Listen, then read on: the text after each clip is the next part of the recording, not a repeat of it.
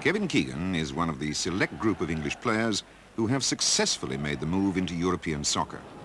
At Liverpool, Keegan established himself as one of England's most dangerous strikers, and his move to Hamburg confirmed that he's a world-class player.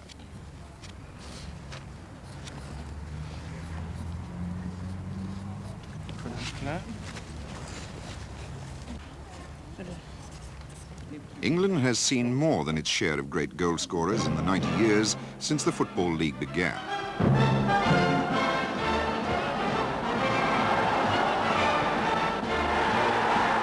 In the days when defences were less organised, individual feats of goal scoring were more common than they are today.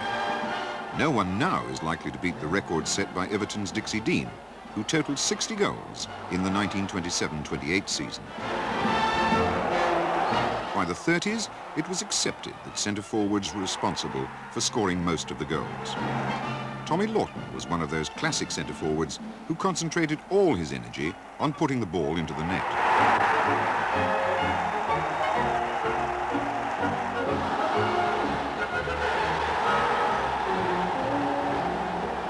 After the war, defences were gradually tightening up, but there was still enough room for centre-forwards to make their mark. Stan Mortensen of Blackpool and England thrived on running at defences and taking players on.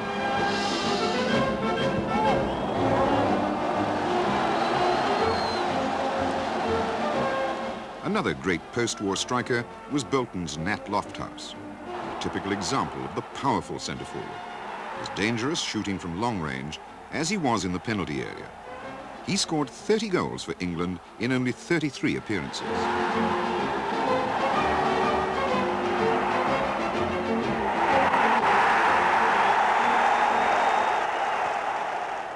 By the 60s, the pattern was beginning to change. The style of play put less emphasis on the centre-forward. Bobby Charlton, who scored 49 goals for England, a record that still stands, was both a winger and an inside forward. But his devastating shot brought many spectacular goals, especially from outside the penalty area. The 60s was also the era of the opportunist. The master of the half-chance was Jimmy Greaves. Teams feared him not only because of the apparent ease with which he went round defenders, but also because they knew he would pounce on the slightest error. It was these qualities which made him one of England's most accomplished forwards. Another player who rates amongst the greatest strikers of all time is Denis Law. Law was brilliant, both on the ground and in the air. But it's for his quick reactions in the penalty area that he'll be most remembered.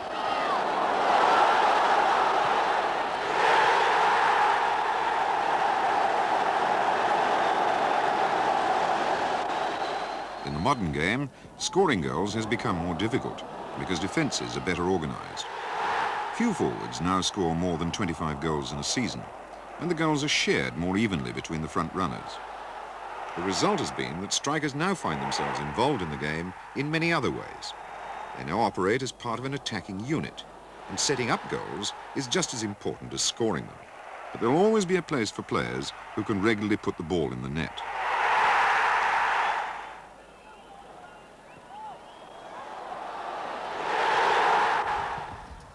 Many players find it hard to classify themselves easily. Keegan regards himself as a deep-lying striker who scores goals, but also creates problems for the opposition.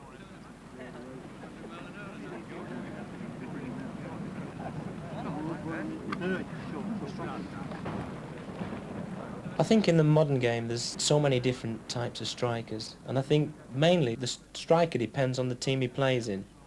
The perfect striker for me, he can head a ball, he can volley a ball, he can do overhead kicks, he's quick, he can draw people out for others, he's not selfish, but when he gets near the goal, he's greedy. And that for me is what a striker's all about.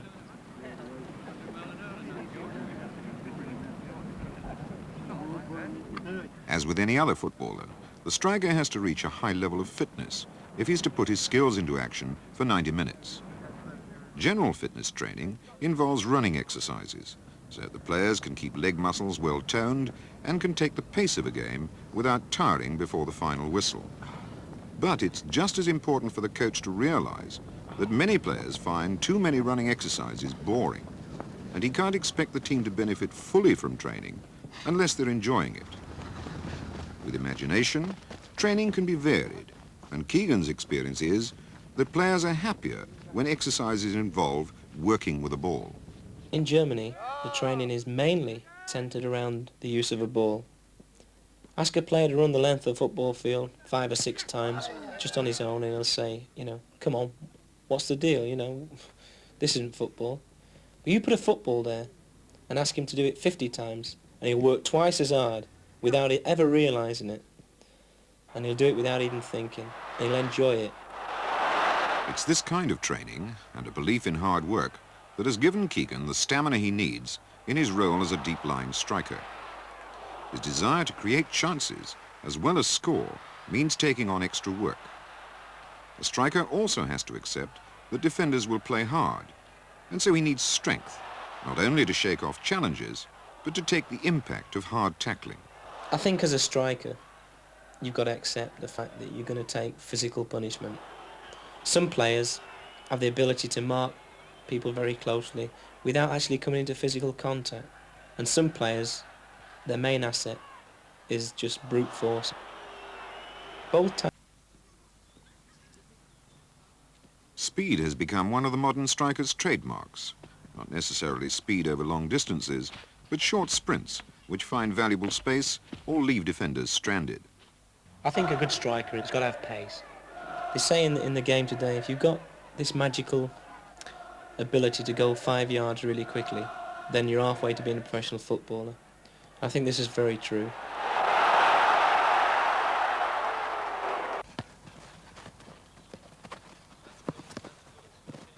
Ball control also has its part to play. A striker spends a lot of his time receiving passes, and he's usually closely marked. So he has to be able to turn quickly with the ball and to control it while he's on the run. These training exercises relate directly to matches. Ball control is very important to a forward. I think it's important that if a ball's knocked up to you, it only takes you 1 attempt to control it. You see a lot of players, it takes 2, 3 attempts, and while they're doing that, then everybody else is getting closed down.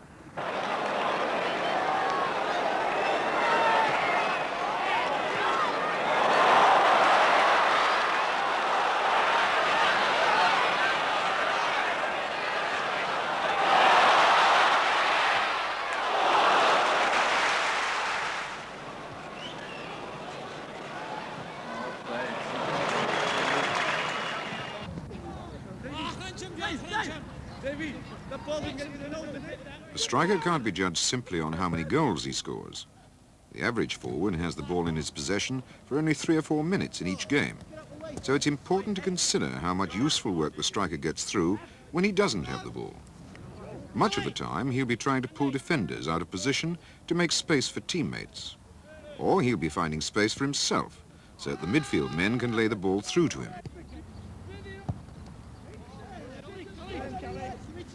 I think the biggest problem in educating people who watch football is to educate them to look at players running off the ball.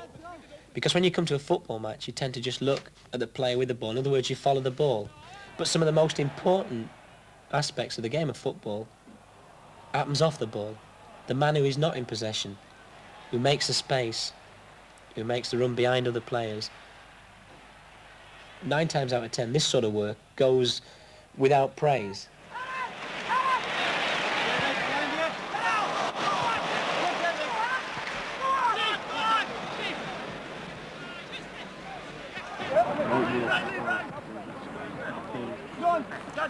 This England training session is intended to help players build up a good understanding with each other. Up front, it's essential that players work well together, finding space and moving into positions to receive passes. Yes, Tom, this way. Get in between, look to the cross. Yes, Phil. Bye-bye.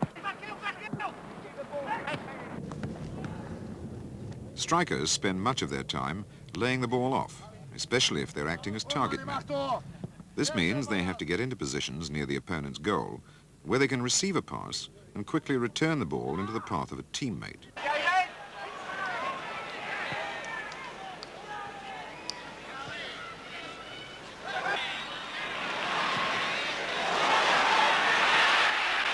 In this role, a striker will often have his back to the defenders. So shielding, getting the body between the ball and the opponent, becomes more important for him than for other players. Shielding the ball is very important as a forward, because you spend so much of your time with your back to where you want to go. It's important to shield it, to keep control of it, while supporting players have the chance to make the run off the ball. So the striker must be fast, but speed alone is rarely enough to find the space which is so necessary to his game. He must be able to turn quickly and in any direction.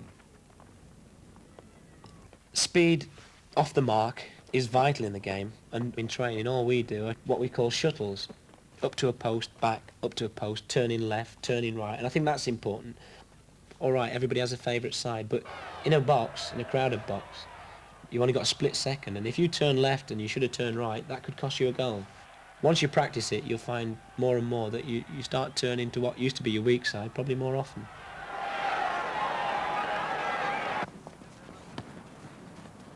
His ability to change direction quickly, particularly around the penalty area, is important because he spends so much of his time facing his own goal.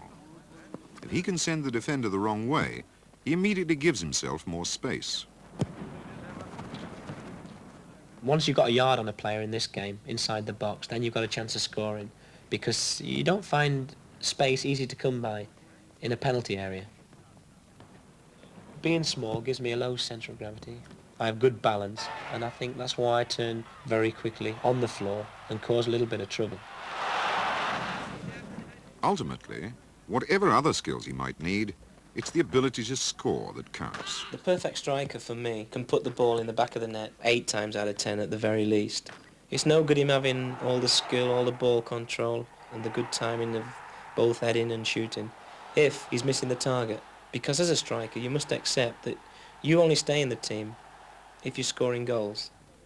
So any training routine for a striker will involve a great deal of shooting. The professionals realize that without regular practice, a player can soon lose his sharpness. We practice shooting probably more than any other thing, because as a striker, this is what your main job is, to score goals. And unless you practice shooting, chipping, clipping a ball, you find that your timing soon goes wrong. A striker can shoot with any part of his foot, but the most common shot is the instep drive. With correct technique, an instep drive is powerful, accurate, and ensures that the ball stays low. If the striker keeps his head down and his knee over the ball, it'll stay low. If he leans back, he can give the ball some lift.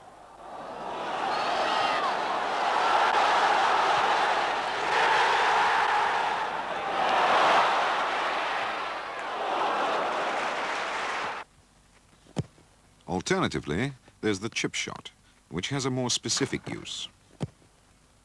I like to try and chip goals. I get more satisfaction out of a chip goal than any, because I think you are then fooling the goalkeeper, who is doing his job to the best of his ability, and I think you've put one over on him, so to speak.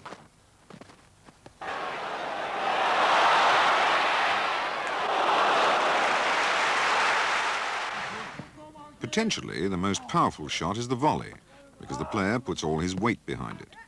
It looks deceptively easy, but is probably one of the most difficult shots to time. This is mainly because the body position has to be just right when the ball arrives. Unless the player gets well over it and hits the ball with his instep, the shot's likely to go much too high.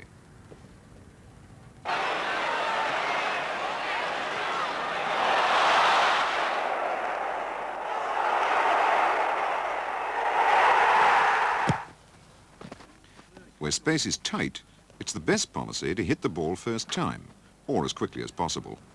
The danger is in snatching at the ball, which pulls it wide or puts it over the top. But it's usually better to try a snapshot than risk wasting a chance by being overcautious.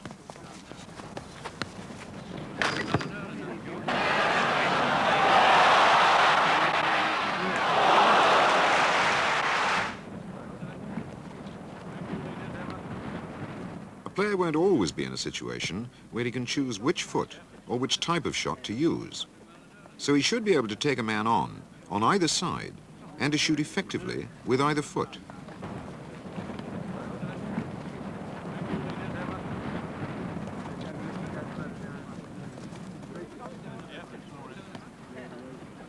My left foot isn't as good as I'd like it to be, but I've scored some of the best goals ever with my left foot when I've needed it, and I think this is due to practicing quite a lot, especially when I was young. I think I'm a great believer in practice makes perfect. With my left foot, it'll never make my left foot perfect, but it never lets me down when I need it.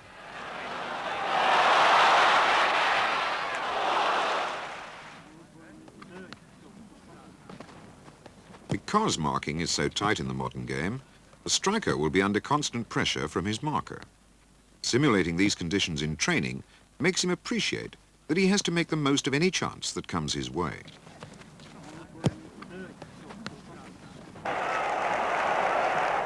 The result of the striker's training should be that he shoots instinctively when any chance arises.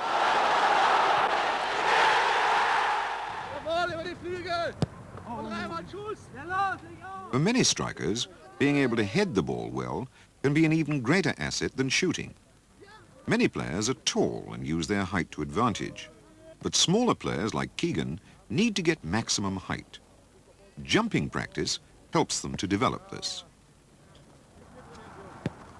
I think my ability to head a ball is probably my biggest asset. That might sound incredible to some people because I'm small, but from being young I've worked very hard on heading ability, and I think the reason I get so many goals in my head is because people tend to look round for the big fellas and they tend to forget the little guys. They think, well, it's a corner, it's going to come in the air, and this guy's not that tall.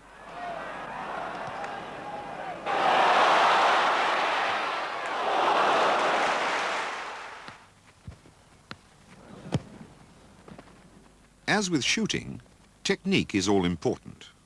Timing and accuracy only come through constant practice and attention to detail.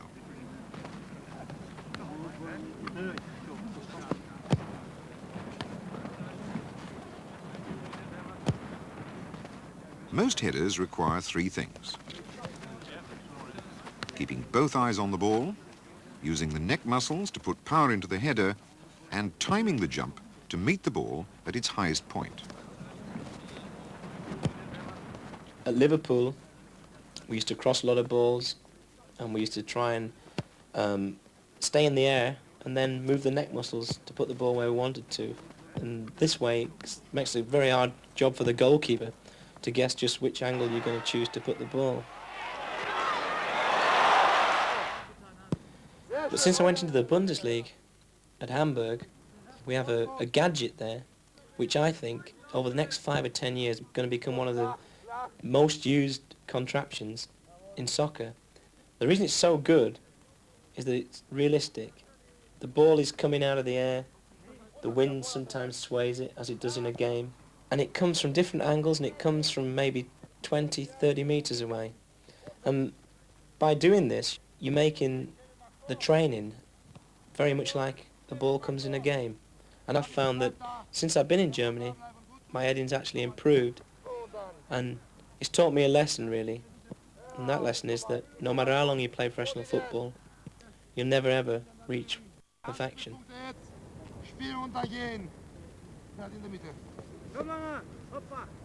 The pole has many uses, and Keegan shows how a player can improve his jumping ability by setting himself realistic targets.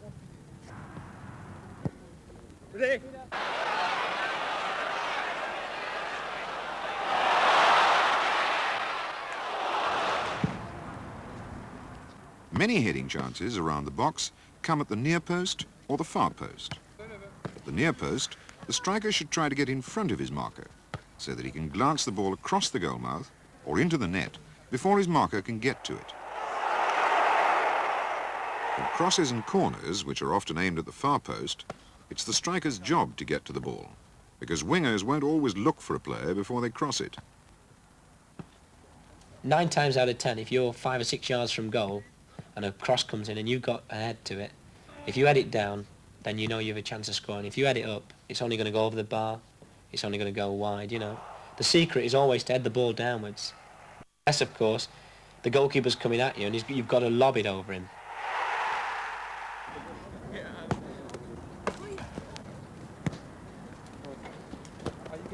The diving header is always spectacular and should be in every striker's repertoire, even if he rarely gets the chance to use it.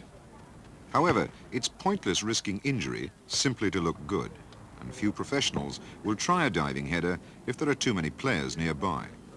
But if they're properly timed, diving headers are almost unstoppable, and even one goal a season makes all the training worthwhile. Okay. Few players head the ball really well, but it's a skill which can be of great value to the striker, as it gives him more options in front of goal.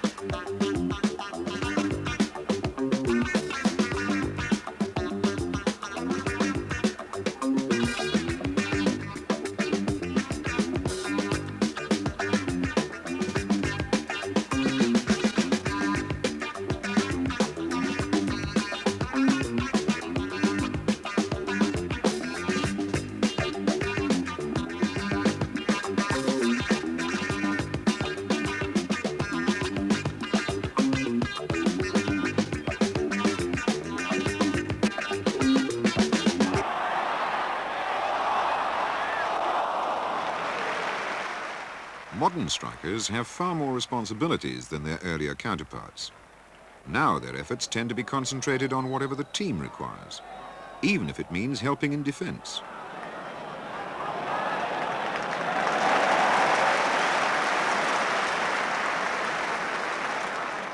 If a striker isn't scoring goals regularly, it doesn't necessarily mean that he's playing badly. He may be contributing to the team's success by taking weight off other players. But if he's missing chances when they come to him, then he must take a good look at his game, because ultimately his main objective is to score goals. No striker is happy unless he's putting the ball in the back of the net.